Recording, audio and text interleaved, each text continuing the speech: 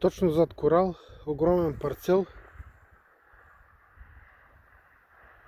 може би около 200 декара. Целият насипан, готов за застрояване.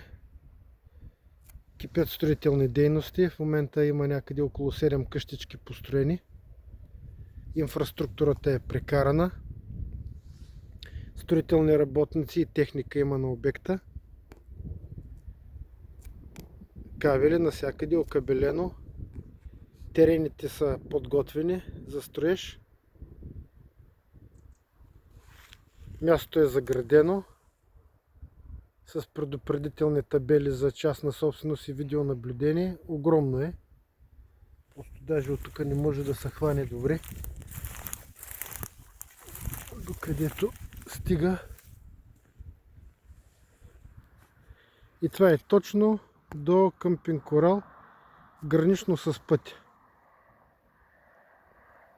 Всичко е изсечено. Тук имаше лонгозна гора. Абсолютно всичко е изсечено.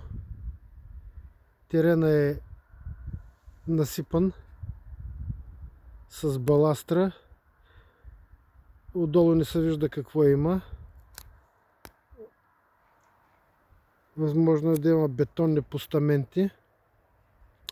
Вътре няма как да се влезе, да се види точно бетон къде е изливан. Но при всички случаи, съдейки по тежката техника, която стои, по постаментите отдолу под къщичките, всичко това в момента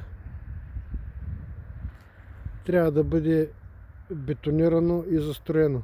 Тук ще става някакъв огромен град курортен, което е абсолютно чупене на новия закон, който уж го приеха в парламента преди около месец. Защото разстоянието до морето е около 200 метра.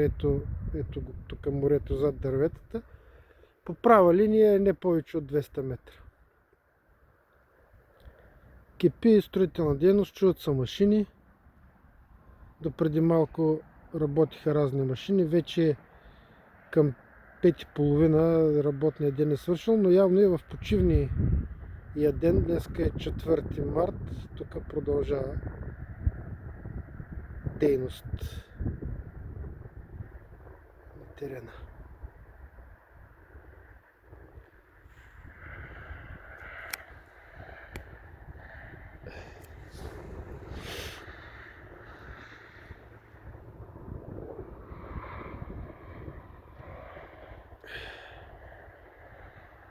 Отзад са